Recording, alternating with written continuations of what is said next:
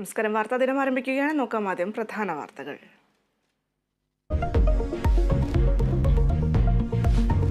കോതമംഗലം സംഘർഷത്തിൽ മുഹമ്മദ് ഷിയാസിനെ വിടാതെ പോലീസ്.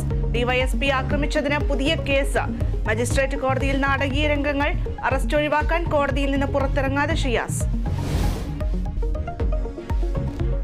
കക്കയത്ത് കാട്ടുപോത്ത് കുത്തിക്കൊന്ന എബ്രഹാമിന്റെ പോസ്റ്റ്മോർട്ടം അനുവദിക്കാതെ ബന്ധുക്കൾ. പാർലമെന്റിൽ മൗനം പാലിച്ച MK രാഘവൻ മുതലക്കണ്ണീർ ഒഴുക്കുന്നുവെന്ന CPIM. അതിരപ്പള്ളിയിൽ വീണ്ടും കാട്ടാന ഇറങ്ങി. വന്യജീവി ആക്രമണം തടയാൻ സമഗ്ര നടപടികളുമായി സംസ്ഥാനം. പ്രത്യേക ദുരന്തമായി പ്രഖ്യാപിച്ചു. മുഖ്യമന്ത്രി അധ്യക്ഷനായി സംസ്ഥാനതല സമിതി. വനത്തിനുള്ളിൽ മൃഗങ്ങൾക്കായി ഭക്ഷ്യവിഭവങ്ങൾ വെച്ചുപിടിപ്പിക്കുമെന്ന് മന്ത്രി ശശീന്ദ്രൻ. സാമ്പത്തിക പ്രതിസന്ധിക്കിടെ സുപ്രീം കോടതിയിൽ കേരളത്തിന് ആശ്വാസം. കേന്ദ്രത്തിന് തിരിച്ചടി.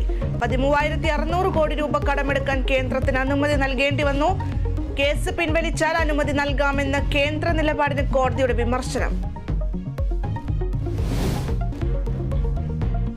സിദ്ധാർത്ഥിന്റെ മരണത്തിൽ CBI അന്വേഷണം ആവശ്യപ്പെട്ട് മുഖ്യമന്ത്രിക്ക് രാഹുൽ ഗാന്ധിയുടെ കത്ത്. സർക്കാർ നിഷ്പക്ഷമായി പ്രവർത്തിക്കാൻ തയ്യാറാകണം. സെക്രട്ടേറിയറ്റിലേക്ക് പ്രതിപക്ഷ യുവജന സംഘടനകൾ നടത്തിയ മാർച്ചിൽ സംഘർഷം.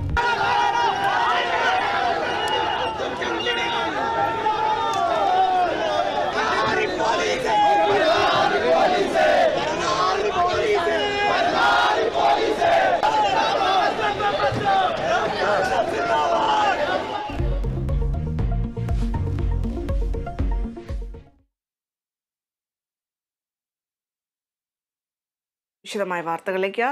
കോതമംഗലത്തെ പ്രതിഷേധ സംഭവങ്ങളിൽ എറണാകുളം DCC പ്രസിഡന്റ് മുഹമ്മദ് ഷിയാസിനെതിരെ ഒരു കേസ് കൂടി. ഡിവൈഎസ്പി ആക്രമിച്ചെന്ന് ചൂണ്ടിക്കാട്ടിയാണ് പുതിയ കേസ്. നേരത്തെ മൃതദേഹത്തോട് അനാദരവ്